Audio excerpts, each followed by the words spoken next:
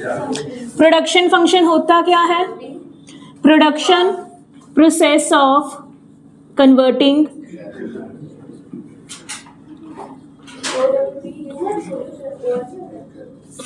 तरुण तुझे आना है ये? नहीं, तुझे forms of market and index number आना, दो ही आने। Process of converting raw material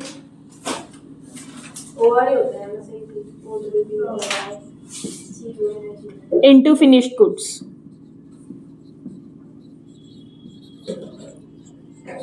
ठीक है, प्रोडक्शन होता क्या है? रॉ मटेरियल को फिनिश गुड्स में कन्वर्ट करने का प्रोसेस। प्रोडक्शन फंक्शन के लिए हमें दो टाइप्स ऑफ इनपुट चाहिए, एक फिक्स्ड और एक वेरिएबल इनपुट।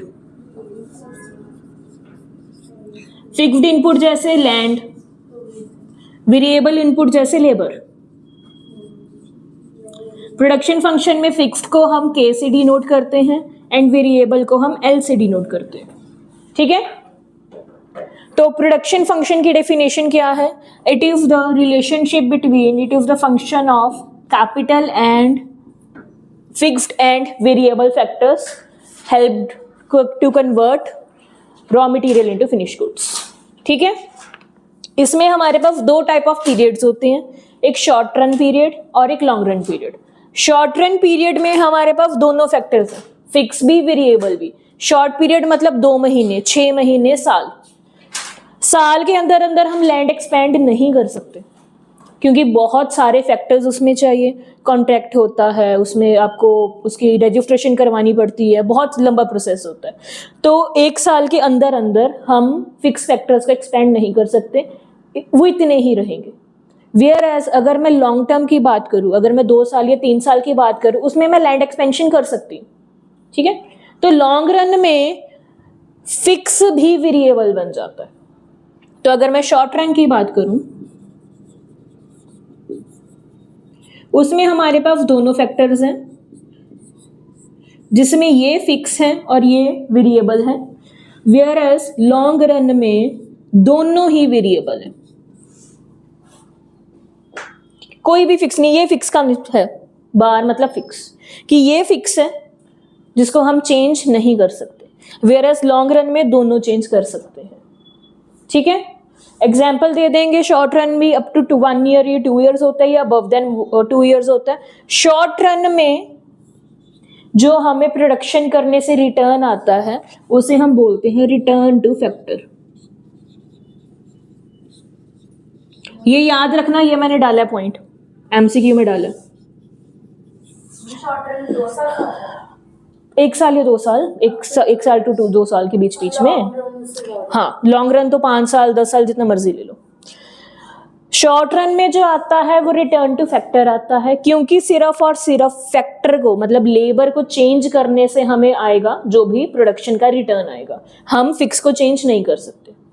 इसमें लॉन्ग रन को बोलते हैं रिटर्न टू स्केल, क्योंकि हम दोनों एक्सपेंड कर सकते हैं और जितना ज़्यादा हम स्केल पे एक्सपेंड करेंगे उतना ज़्यादा हमें रिटर्न आएगा, इसलिए हमें रिटर्न टू, इसको बोलते हैं रिटर्न टू स्केल। ठीक है, ये याद रखना, शॉर्ट रन में return to factor, long run में return to scale. Fix factor का एग्जाम्पल लैंड मशीनरी, वेरिएबल का example labour and raw material.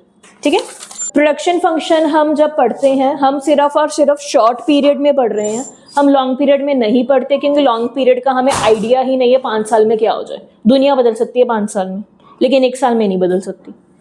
तो 1 साल तक की हम एजम्पशंस लगा सकते हैं, 1 साल तक का हम अंदाजा लगा सकते हैं कि स्पेक्यूलेट कर सकते हैं क्या चेंजेस हो सकते हैं, लेकिन 5 साल का नहीं हम अंदाजा लगाएंगे कि क्या हो जाएगा क्या नहीं होगा। तो हम जो भी चैप्टर्स पढ़ते हैं हम शॉर्ट रन में पढ़ते हैं, लॉन्ग रन में नहीं पढ़ते होते। तो हम प्रोडक्शन फंक्शन पढ़ रहे हैं, वो भी हम सिर्फ और सिर्फ शॉर्ट पीरियड में पढ़ेंगे। प्रोडक्शन फंक्शन हमारे पास 3 टाइप्स के होते हैं। कौन कौन सी टाइप से बोलो?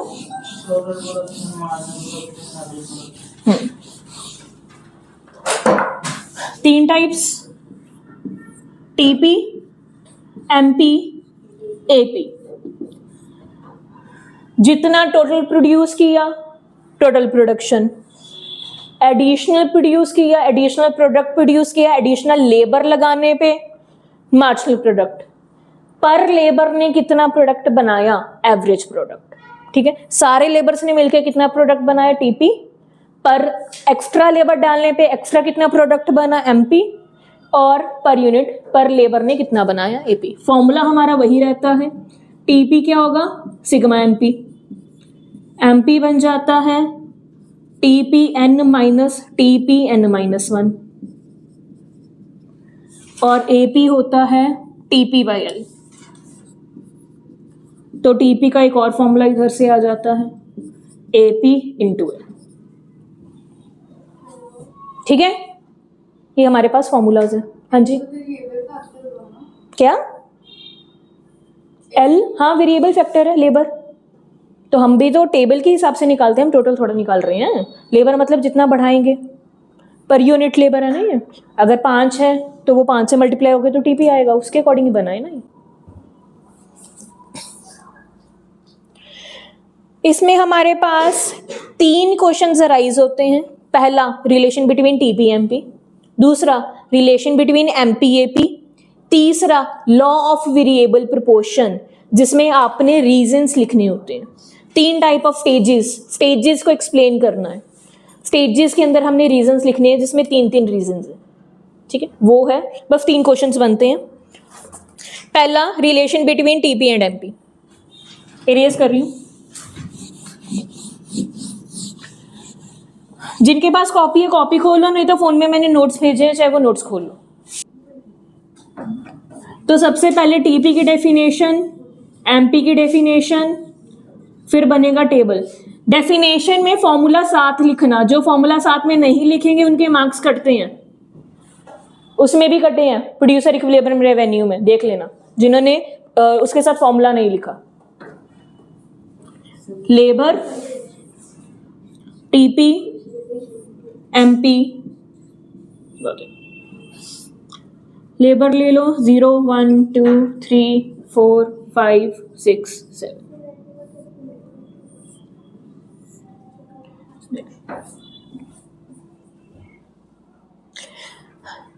पहले प्रोडक्शन बढ़ेगी, फिर कम होगी, फिर 0 एंड नेगेटिव। एमपी की बात कर रहे हैं, एडिशनल यूनिट की बात कर रहे हैं। पहले एडिशनल यूनिट बढ़ेगा, क्यों? क्योंकि हर एक चीज़ नई नई है, मशीनरी नई नई है, तो बहुत ज़्यादा अच्छा प्रोसेस देगा।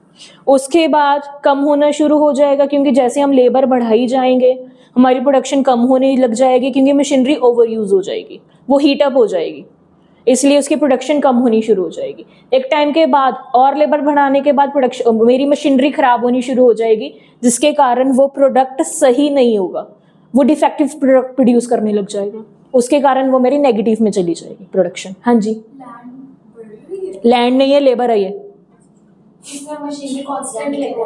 हाँ जी, हाँ, क्योंकि हम वेरिएबल ले रहे हैं ना, मशीनरी कांस्टेंट है। फिक्स वाला हम इसमें मेंशन ही नहीं करते हैं। फिक्स हमारा, चलो ले लो, लैंड लेना ले लो, के फिक्स वाला हमारा वो कांस्टेंट ही रहेगा सभी पे। और इसका यूज भी नहीं है, इसका डायग्राम में यूज नहीं है। टेबल में बनाना बना सकते हैं, लेकिन इसके साथ कोई लेना देना नहीं है फिक्स का, क्योंकि वो चेंज ही नहीं हो रहा। ठीक, तो टीपी पहले एमपी बढ़ा दो, 2 3 4 5, फिर कम कर दिया 2 3 4 तक ही, ठीक है, फिर कम कर दो 3 2 1 0 -1। ठीक है, एक मिनट, 0 1 2 3 4 5 6 7 8, ठीक है, ठीक है। अब बनाओ टीपी। टीपी क्या होता है? सीएफ होता है अल्टीमेटली, सभी में टीपी सीएफ से निकलता है। पहला नील, 2 5 9 12 14 15 15 15 14 बन गया। हाँ जी, हमने इसमें टीपी पहले में 0 लिया था, लेकिन आपने नोट्स में जैसे बनवाया वो 3 लिखा बच्चे, क्योंकि मैंने वहां पे MP3 लिया है पहला, वहां पे MP3 लिया। हमारे पास फिक्स होती, अगर हमारे को फिक्स गिवन होता कि हमारे पास फिक्स फैक्टर नहीं है तो हम उसमें लेते। टीपी में फिक्स फैक्टर होता ही नहीं है। फिक्स मतलब एक लैंड है, जितनी जगह पे आप बना रहे हो उसमें हम कोई खर्चा नहीं कर रहे, हम कॉस्ट में इसको यूज करेंगे क्योंकि इसमें खर्चा होता है इसका। इसमें तो हमने ये इसमें सिर्फ ये बताया कि हमारे पास इतनी जगह है, उतनी जगह में आपने प्रोड्यूस करना है, उतनी जगह में ये चेंज हो रही है इसके कारण, इससे को तो कोई लेना देना नहीं है उसका, इसके कारण चेंज हो रही है। तो टीपी और एमपी में हम के नहीं लेते, जो भी चेंजेस आते हैं एल के कारण आते हैं, वेरिएबल के कारण आते हैं। ठीक है, एक चीज याद रखना, डिक्रीजिंग का जब भी डिक्रीजिंग रेट होता है तो उसकी शेप ऐसे होती है। TUMU याद करो, TUMU की शेप हमारी ऐसी थी, है ना। TUMU हमारा डिक्रीजिंग रेट पे होता है, इंक्रीज, याद है। TU increases at diminishing rate. तो डिमिनिशिंग रेट मतलब ये कब हमारा डिमिनिशिंग रेट रिप्रेजेंट करता है, इंक्रीजिंग रेट उल्टा करेगा।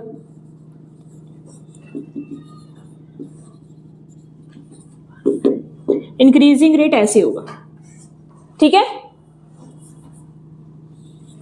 ये बना इंक्रीजिंग रेट। तो बनाओ, इसका डायग्राम बनाओ।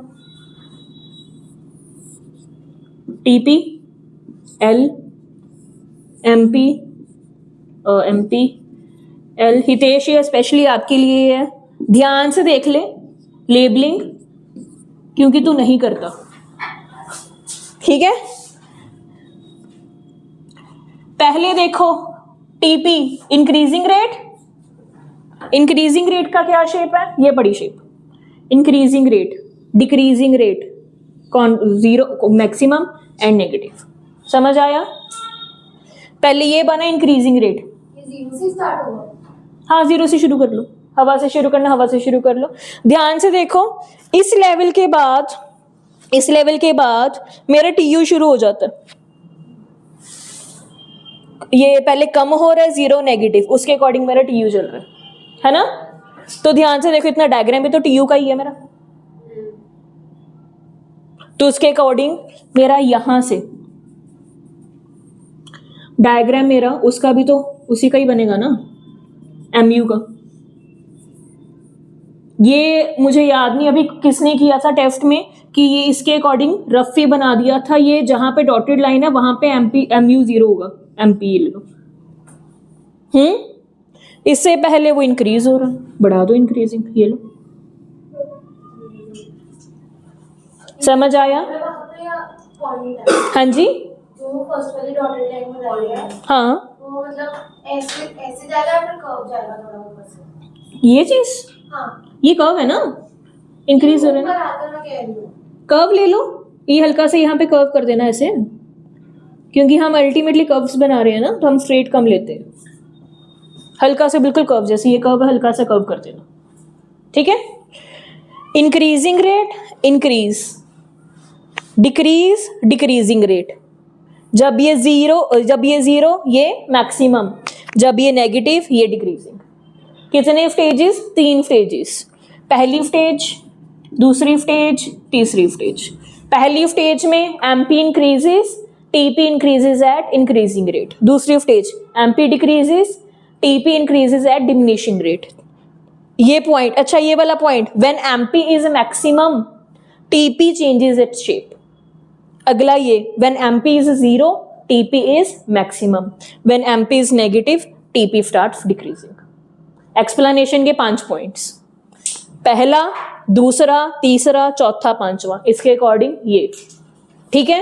एक्सप्लेनेशन में यही 5 पॉइंट्स लिखने हैं, और ये 5 पॉइंट्स लिखने जरूरी है क्योंकि 5 हमारे बन रहे हैं, ठीक। उसके अलावा कुछ ना लिखो, मत लिखो कि हम taking TP MP on Y axis, ना लिखो, लेकिन ये पॉइंट लिखने जरूरी है, ठीक है। कि हमारे पास 3 फेजेस हैं, उसके अकॉर्डिंग हर फेज में ये बन रहा है। पहले फेज में ये है, इस पॉइंट पे ये है, दूसरे फेज में ये है, इस पॉइंट पे ये है। नाम दे देना ए, पी, बी, क्यू, कि ए जब मैक्सिमम है तो पी पे टीपी ने चेंज किया, जहां पे बी जीरो है वहां पे क्यू पे टीपी मैक्सिमम है। समझ आया। टेबल और इसके दोनों के अकॉर्डिंग एक्सप्लेन करना, टेबल में भी मेंशन करना। जो ये वाला है मेरा कहां तक, यहां तक फर्स्ट फेज है, यहां से लेके यहां तक सेकंड फेज, यहां से लेके ये थर्ड फेज, ठीक है। ये ओवरलैप होते हैं क्योंकि यहां से शुरुआत हो रही है, अगले टर्म से नहीं शुरुआत हो रही, समझ आया? ये आपका बना टीपी एंड एमपी का रिलेशन, जिसमें अपने टेबल में यही करना है, डायग्राम में ये करना है, डायग्राम के एक्सप्लेनेशन में आपको 5 पॉइंट्स बता दिए, वही 5 पॉइंट्स लिखने हैं, दैट्स इट। अगर टीपी एमपी रिलेशन आ रहा है, लॉ ऑफ वेरिएबल प्रोपोर्शन की बात नहीं कर रही हूँ, टीपी एमपी रिलेशन। अब एमपी एपी रिलेशन पे आ जाओ, कर दो इरेज। अच्छा चलो रुको, अभी लॉ ऑफ वेरिएबल प्रोपोर्शन पहले कर लेते हैं। मैम इसमें कंफ्यूजन के बिना मत लिखो, डिवीजन ना लिखो, एक्सप्लेनेशन में ही सब कुछ कवर हो रहा है। वो 5 पॉइंट्स वो 5 पॉइंट्स बनते हैं मेन आपके, ठीक है। 5 पॉइंट्स में जो लिखोगे, कंक्लूजन में मैंने फेजेस लिखवाए थे, 5 पॉइंट्स जनरल लिखवाए थे, बस वो फेजेस को इसमें इंक्लूड कर देना। 4 ही बने क्या 5? नहीं, डेफिनेशन टेबल डायग्राम एक्सप्लेनेशन। हाँ, definition table diagram explanation. Explanation में जो 5 पॉइंट्स लिखोगे उसमें फेजेस मेंशन कर देना, वो मैंने कंक्लूजन में लिखवाए थे। अगर आपने कंक्लूजन नहीं करना तो फेजेस आप एक्सप्लेनेशन में इंक्लूड कर देना, ठीक है। उसके बाद पहले आ जाओ लॉ ऑफ वेरिएबल प्रोपोर्शन, एपीएमपी बाद में करते हैं क्योंकि लॉ ऑफ वेरिएबल प्रोपोर्शन इसके रिलेटेड है। अगर आपको लॉ ऑफ वेरिएबल प्रोपोर्शन आ जाता है, अगर तो फुल फ्लेज क्वेश्चन आता है, फिर तो आप पूरा ये बना के एक्सप्लेन करके उसके बाद आप तीनों फेजेस एक्सप्लेन करोगे।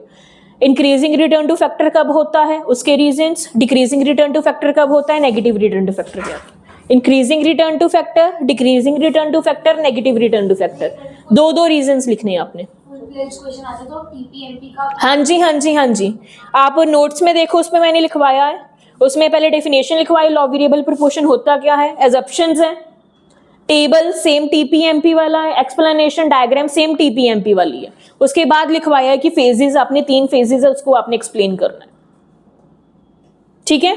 अगर रीजंस पूछा होगा तो रीजंस लिखेंगे, वरना रीजंस नहीं लिखेंगे, ठीक है। पढ़ लो, law of variable proportion states that, कहां गया, as more and more unit of variable factor is combined with fixed factor, TP initially increases at increasing rate, then at decreasing rate, then falls at negative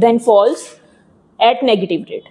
Law of variable proportion states that as more and more units are combined with fixed factor, जब मैंने इसको fixed factor के साथ combine किया, then TP initially increases at increasing rate, then a diminishing rate, then falls at negative rate, ठीक है। assumptions में आएगा पहला कि ये शॉर्ट रन में हम ले रहे हैं, इसमें दोनों वेरिएबल एंड फिक्स फैक्टर को कंबाइन किया जा रहा है।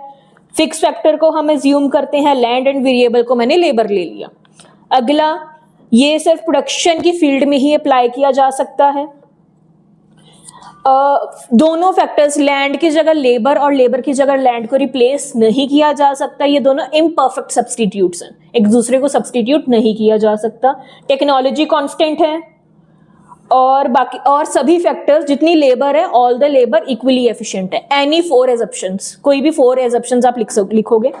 टेबल यही वाला टेबल, डायग्राम यही वाला डायग्राम, एक्सप्लेनेशन इसी की जो हमने 5 पॉइंट्स लिखे हैं। एक्सप्लेनेशन लिखनी है इसमें। हाँ जी, एक्सप्लेनेशन लिखनी है। आपने तो फिर करवा दिया। फिर एक्सप्लेनेशन करके इसको फेजेस में कन्वर्ट कर दिया था ना हमने, हाँ, बस इसमें फेजेस लिख देना, डायग्राम बना के उसके बाद फेजेस। फर्स्ट फेज उसको पूरा प्रॉपर कि फर्स्ट फेज में हमारा ये हो रहा है डिटेल में, ठीक है। फर्स्ट फेज में हमारा इंक्रीजिंग रिटर्न टू फैक्टर है, जिसमें हमारा एमपी ये है, टीपी ये है, पहले टेबल के थ्रू फिर डायग्राम के थ्रू, फिर सेकंड फेज, फिर थर्ड फेज। जो ये पॉइंट्स हैं ये फर्स्ट फेज में आएगा, ये सेकंड फेज का पॉइंट में आएगा, ठीक है।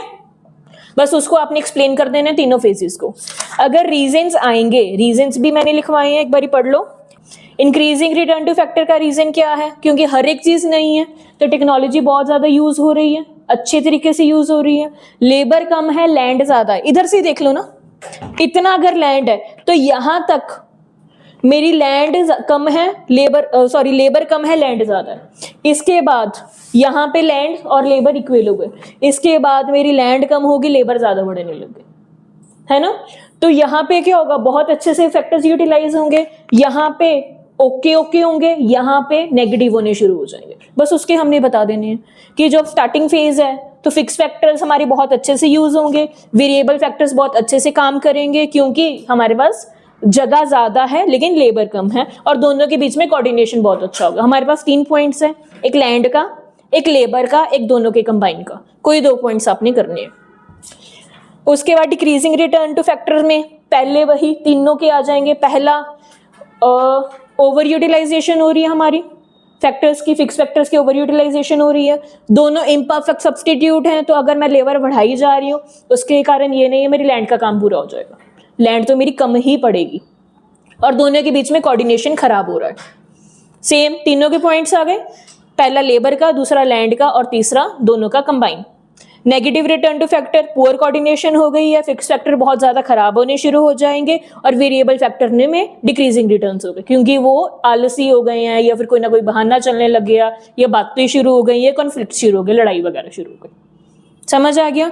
बस तीनों ही में 3 पॉइंट्स हैं, पहला लेबर का, दूसरा लैंड का, तीसरा कंबाइन का, कोई 2-2 करा ना। अब आ जाओ एमपी एंड एपी में रिलेशन।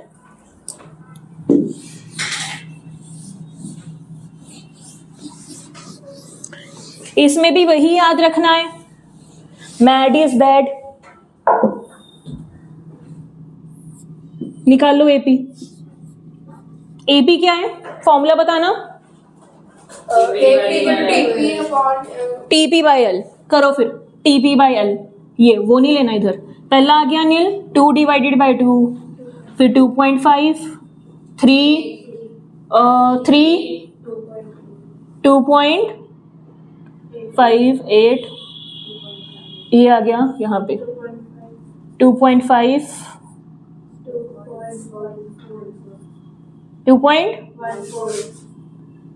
1.7। चलो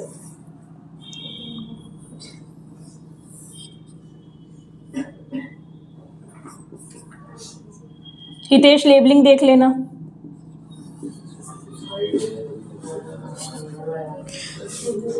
चलो अगर आपने टेबल को प्लॉट करना है आप टेबल को प्लॉट कर सकते हो, इसको प्लॉट कर दो, इसको प्लॉट कर दो, आपका अपना डायग्राम बन जाएगा।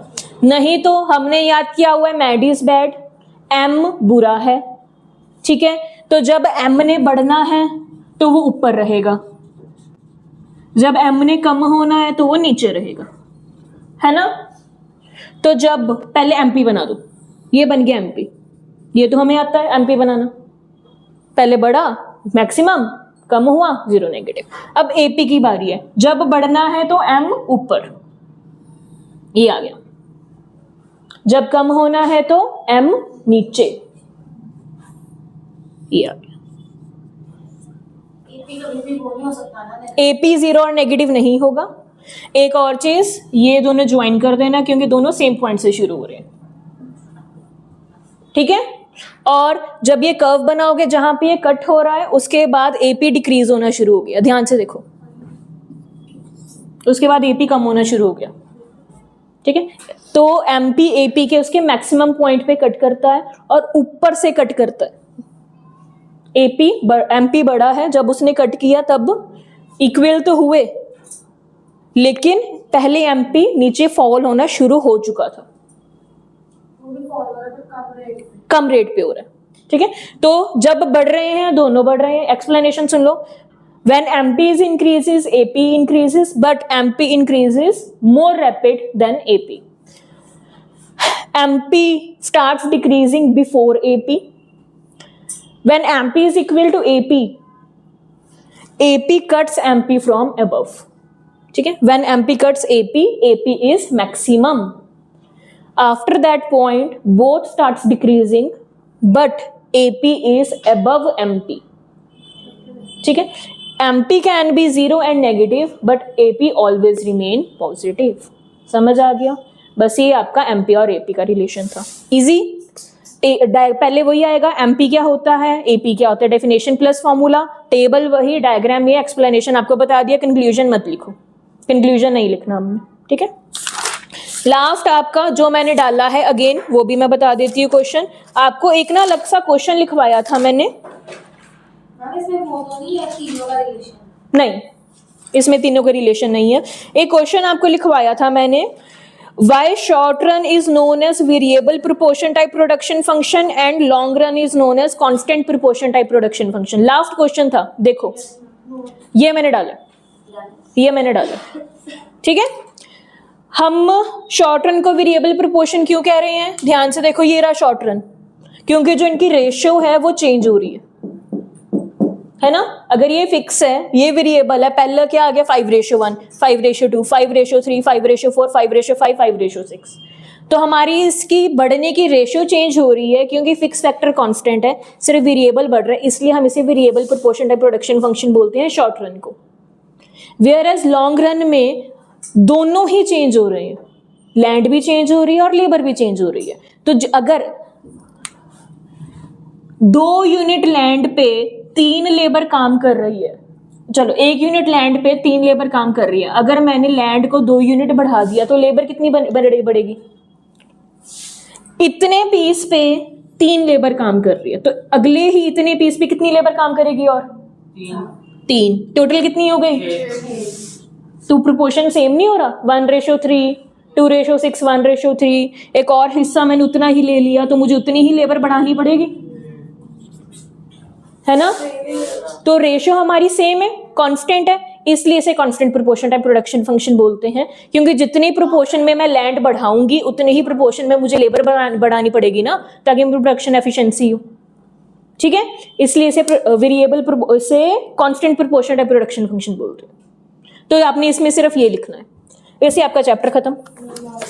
बस इतना सा चैप्टर है।